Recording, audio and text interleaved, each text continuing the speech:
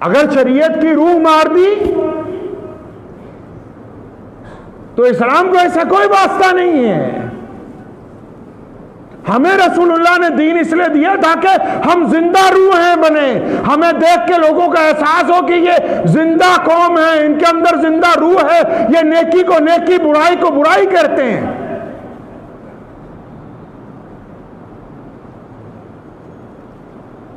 رسول اللہ نے حدیث میں فرمایا 3 درجے ہیں ایمان کے. پہلا, برائی کو دیکھے تو دل میں برا مانے. دوسرا, برائی کو دیکھے تو زبان سے کہے. تیسرا, برائی کو دیکھے تو ہاتھ سے روکے. تو یہاں تو تینوں میں سے ایک بھی نہیں ہے. میں کئی شادیوں میں گیا, دیکھا تو اچھے لوگ جن کے کئی دن دین کے راستے میں لگے ہوئے ہیں, ڈی جے بج رہا ہے, خاموش لگے. اس کا مطلب ان کا مزاج بھی یہ نہیں کہتا کہ اگر روک نہیں سکتے تو ہم خود اٹھ کے چلے جاتے. کئی لوگ بڑی بڑی مسندوں پر بیٹھے ہیں ملک کی اور انتظار میں ہیں کہ دوبارہ راجیہ سبھا کی ممبری مل جائے, اور جب کوئی مسلمان کسی تشدد کا شکار ہوتا ہے تو ان کی زبان سے ایک لفظ نہیں نکلتا. تو یہ ایمان کے کون سے درجے میں, یہ ایمان کا کون سا درجہ ہے؟ نمازیں پڑھنا صرف دین کا نام نہیں ہے. اسلام نے کہا ہے کہ ایمان والا وہ ہے جس کی روح زندہ ہو. جس کی روح مری ہوئی ہے وہ ایمان والا تھوڑی ہے. اس کو غلط فہمی ہے کہ میں قریشی ہوں, میں انصاری ہوں, میں پٹھان ہوں, میں فلاں ہوں, میں فلاں ہوں. کچھ نہیں ہے, وہ اللہ کے نزدیک مردہ ہے. میں فروعی مسائل کو مانتا ہوں, لیکن اسلام نے کہا کہ ان کی تشہیر کی ضرورت نہیں ہے. اگر کسی کا وضو صحیح نہیں, اس کو علیحدہ سمجھایا جا سکتا ہے. کسی کو نماز نہیں آتی, اس کو علیحدہ سمجھایا جاتا ہے. لیکن جب اقوام عالم اسلام کے متعلق غلط پرچار کر رہی ہوں تو اس وقت یہ اگر خاموش رہیں تو پھر ان کا کیا معنی, ان کا کیا لینا دینا ہے؟ پیارے نبی حضرت محمد رسول اللہ صلی اللہ علیہ وسلم نے تمام باتیں کر کے دکھائیں. ہمیں اپنے مزاج میں تبدیلی لانی ہے, ایمان کے مطابق زندگی گزارنی. ایمان کے مطابق. بہت کمزور ایمان والوں کو جلدی غصہ آ جاتا ہے, جلدی دوسرے کے اوپر ناراضگی کا اظہار ہو جاتا ہے, جلدی مذہب کی بنیاد پر کسی کے ساتھ بدلہ لینے کی خواہش پیدا ہو جاتی ہے. حضور اکرم صلی اللہ علیہ وسلم نے ہمیں سمجھایا کہ جو باوقار لوگ ہوتے ہیں وہ چھوٹی بات نہیں کرتے. جو ہمت والے لوگ ہوتے ہیں وہ گھبرایا نہیں کرتے. ابھی گزشتہ جمعے ایک واقعہ موب لچنگ کا سامنے آیا تو یہ کوئی نئی بات نہیں ہے. اسلام کی ابتدا سے مکہ مکرمہ کے باہر ایک چوراہا ہے, حرم شریف کے باہر. کیونکہ ہمارے پاس تاریخ پڑھنے کے لیے ٹائم نہیں ہے, ہمیں تو مسئلے چاہیے, فتوے چاہیے. ایک چوراہا ہے, اس پہ درخت کے ساتھ سیدنا عمار بن یاسر رضی اللہ تعالیٰ عنہ کو باندھا ہوا ہے, اور عتبہ, ولید, ابو لہب اور ابو لہب کے بیٹے عبداللہ بن جدان, یہ سب لوگ عمار بن یاسر کو مار رہے ہیں اکٹھے ہو کے. بھائی کیوں مار رہے ہو جی؟ کیونکہ ہم تعداد میں زیادہ ہیں, عمار بن یاسر اکیلا مسلمان ہے. اس کو مار رہے ہیں کیونکہ یہ اللہ اور اس کے رسول صلی اللہ علیہ وسلم کی کہنا مانتا ہے, یہ رسول اللہ کے کہنے کے مطابق نماز ادا کرتا ہے. تو عمار بن یاسر کی جب پٹائی ہو رہی تھی تو امیہ وہاں سے گزرا. امیہ مکہ مکرمہ کا بہت بڑا مشرکینوں کا سردار ہے. تو حضرت بلال اس کے غلام ہیں. اب مالک جا رہا ہے تو غلام پیچھے پیچھے جا رہا ہے. اطمینان سے یہ واقعہ سن لیں اور اس کو اپنے دل میں نقش کر لیں کہ یہ ہماری تاریخ ہے. امیہ کو جب عبداللہ بن جدان نے, عتبہ نے دیکھا تو اس نے آواز ماری. سارے ایک ہی جنڈلی کے لوگ ہیں. کہنے لگا ادھر آؤ, ادھر آؤ, یہ دیکھو ہم نے غلام پکڑا ہے عمار بن یاسر, یہ محمد رسول اللہ کا اتباع کرتا ہے, ہم اس کی پٹائی کر رہے ہیں لیکن یہ توبہ نہیں کرتا. یہ جو تمہارا غلام ہے نا بلال, کیونکہ سیدنا بلال بڑے طاقتور تھے, قد بڑا اونچا لمبا چوڑا, حبشی تھے. تو اپنے غلام کو بولو کہ یہ درہ اٹھا کے اس کی کھال ادھیڑے تاکہ عمار بن یاسر درد کی وجہ سے، شدت کی وجہ سے ہمارے کہنے کے مطابق اسلام کو چھوڑ دے اور اس طرف آ جائے۔ اتنے لوگ بیٹھے ہو مسجد میں، کسی نے یہ واقعہ سنا ہے؟ واقعات کون سے سنتے ہیں؟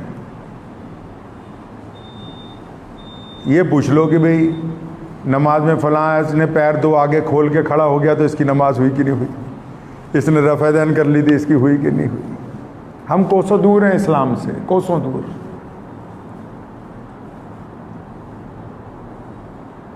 رسول اللہ صلی اللہ علیہ وسلم کے دور کے اگر آپ واقعات پڑھنے لگیں گے تب آپ کو پتہ لگے اسلام کیا ہے، حضور صلی اللہ علیہ وسلم ہم سے چاہتے کیا ہیں۔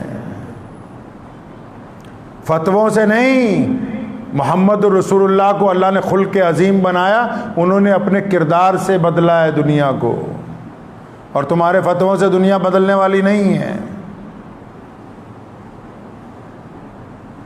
جب کہا انہوں نے امیہ کو کہ اپنے غلام کو بولو عمار بن یاسر کو ماریں، تو انہوں نے بلال کو کہا کہ درہ اٹھاؤ عمار بن یاسر کو مارو، یہ جس کو باندھا ہوا ہے۔ عمار بن یاسر رضی اللہ فرماتے ہیں کہ میں مسلمان تھا، بلال بھی مسلمان ہو چکے تھے، تو ہم دونوں کو آپس میں پتہ ہے کہ ہم مسلمان ہیں، ان کو نہیں پتہ۔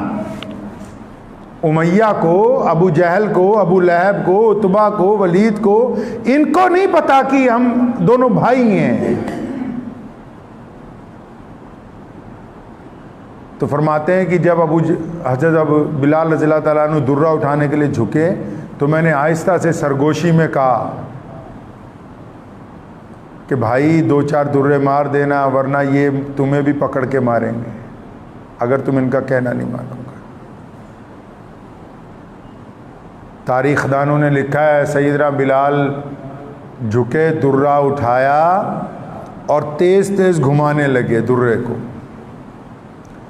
ایک دفعہ سیدنا عمار بن یاسر کو دیکھا، پھر دوسری مرتبہ اپنا چہرہ ابو جہل، عتبہ، ولید، امیہ کی طرف گھمایا اور تیز تیز درہ گھما کے تمام سرداروں کے منہ پہ پھینک کے مارا۔ فرمایا تم کیا سمجھتے ہو یاسر اکیلا، میں بلال اپنے بھائی کے ساتھ ہوں، میں تم نے کیا سمجھا ہے کہ ہماری غربت، ہماری مظلومیت ہمیں حق اور سچائی کے راستے سے روک دے؟ اگر بلال اس دن درہ نہ مارتے تو یہ مسجد نہ بنتی جہاں آج ہم بیٹھے ہوئے ہیں۔ اگر بلال اس دن درہ پھینک کے نہ مارتے مشرکین کے منہ پر تو آج پوری دنیا میں اسلام نہ پہنچتا۔ بلال نے قیامت تک آنے والے لوگوں کو درس دیا کہ دیکھو جس نے ایک دفعہ محمد الرسول اللہ صلی اللہ علیہ وسلم کے دست مبارک پر بیعت حق کر لی ہو، پوری کائنات کی طاقتیں بھی آ جائیں تو اس کے خون میں سے اسلام کی دولت کو نکال نہیں سکتی۔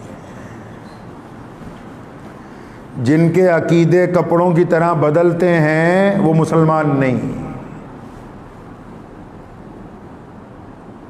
جن کے دل بار بار کمزور ہو جاتے ہیں، بزدلی بیچ میں داخل ہو جاتی ہے، جو گھبرا جاتے ہیں، وہ ابھی ایمان نہیں لائے ہیں، ان کو غلط فہمی ہے۔ اسلام دنیا کو ہمت کا درس دیتا ہے۔ اسلام نے کہا ہے کہ مصیبت میں صبر کریں، اسلام نے کہا ہے پریشانی کے دنوں میں صبر کریں، اور پھر اسلام نے کہا ہے کہ جب اللہ آپ کو عزت عطا فرما دے، رسول اللہ صلی اللہ علیہ وسلم جس دن مکہ فتح ہوا سینے مکے میں بیٹھے اور پھر جو آتا رہا، فرمایا میں نے اللہ کے واسطے معاف کر دیا۔ ہمارے بھی ایک سرکاری مولوی نے کہا تھا، کسی نے قرآن شریف کی بے ادبی کی، امریکہ میں کہنے لگا میں نے اللہ واسطے معاف، تم نہیں معاف کر سکتے۔ معاف کرنے کے لیے عزت دار ہونا شرط ہے۔ معاف وہ کرتا ہے جس کے قلم میں سزا دینے کی طاقت ہو۔ معاف کرنے کی بھی تو شرائط ہے نا۔ آپ کسی کو معاف کریں جس نے آپ کے ساتھ ظلم کیا، اس کا مطلب آپ طاقت رکھتے تھے بدلہ لینے کی، آپ نے اللہ کے واسطے معاف کیا، تب آپ معاف کر سکتے ہیں۔ تو اسلام نے یہ ہمیں درس دیا ہے کہ اگر حالات سنگین ہو، وقت خراب ہو تو گھبرائیں نہیں، صبر کے ساتھ اللہ پر توکل رکھیں، صبر کے ساتھ نیکی کا کام کرتے رہیں، صبر کے ساتھ اتفاق کو قائم رکھیں۔ قوموں کے اندر نفاق ڈالنے والے، بھائیوں کے اندر نفاق ڈالنے والے، پڑوسیوں کے ساتھ نفرت کرنے والے، یا کسی انسان کو اس کے مذہب کی بنیاد پہ کہ نہیں جی میں مسلمان ہوں، یہ ہندو ہے، وہ سکھ ہے، وہ دلت ہے، وہ عیسائی ہے، میں اس کے کام نہیں آ سکتا، تو ایسے لوگ جو ہیں وہ محمد الرسول اللہ کا پیغام آگے نہیں پہنچا سکتے ہیں۔ رسول اللہ کا پیغام آفاقی پیغام ہے، رسول اللہ کا پیغام مسلمانوں کے لیے نہیں ہے صرف، اللہ نے ان کو پورے عالم کے لیے رحمت بنا کے بھیجا ہے، اور ہماری یہ ذمہ داری ہوتی ہے کہ ہم رسول اللہ کے پیغام کو اپنی طاقت کے مطابق لوگوں تک پہنچائیں، اور وہ پیغام زبان سے نہیں پہنچتا ہے، وہ پیغام کردار سے پہنچتا ہے۔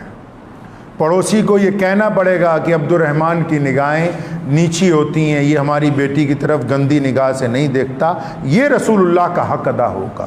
نماز پڑھنے سے حق نہیں ادا ہوگا، نیکی ملے گی۔ بیوپاری کو یہ کہنا پڑے گا کہ محمد جنید کے ساتھ معاملہ آج تک اس نے دھوکہ نہیں کیا، یہ رسول اللہ کا حق ادا ہوگا۔ مظلوم کو یہ کہنا پڑے گا کہ جب میرے پہ ظلم ہو رہا تھا 1000 لوگ خاموش تھے، یہ عبد الرحمن اٹھ کے میرے ساتھ آیا، اس نے میری مدد کی، تب رسول اللہ صلی اللہ علیہ وسلم کا حق ادا ہوگا۔ اسلام کو پہچان لے، یہ عبادت کا مذہب نہیں ہے، اسلام صرف عبادت کا مذہب نہیں ہے، اسلام سراپا اچھی زندگی گزارنے کا مذہب ہے، اسلام سراپا بہترین انسان بننے کا مذہب ہے، اسلام لوگوں کے لیے سلامتی، پیار اور محبت کو پہنچانے۔ لوگ جتنا مرضی آپ کے خلاف بولتے رہیں، لگاتار اگر پوری دنیا کا سوشل میڈیا بھی لگ جائے کہ اسلام برا ہے، اسلام برا ہے، لیکن آپ یقین رکھیں گراس روٹ پر جہاں ہم رہ رہے ہیں، زمین پر جس محلے میں ہم رہ رہے ہیں، جس جگہ ہمارا لوگوں کے ساتھ تعلق ہے، جس جگہ ہمارا کردار دیکھا جاتا ہے، جب تک اس علاقے کے غیر مسلم یہ کہتے رہیں گے کہ آپ بہترین انسان ہیں، آپ اچھے مسلمان ہیں، تو دنیا کا کوئی میڈیا آپ کو نقصان نہیں پہنچا سکتا۔ اس لیے ویڈیو شیئر کرنے کی بجائے پہلے اپنے کردار کو بلند کریں، اپنے کردار کو بلند کیجئے، دعا کیجئے اللہ تعالیٰ مجھے بھی اور آپ سب کو بھی ان باتوں پہ عمل کی توفیق عطا فرمائے۔ وآخر دعوانا ان الحمدللہ۔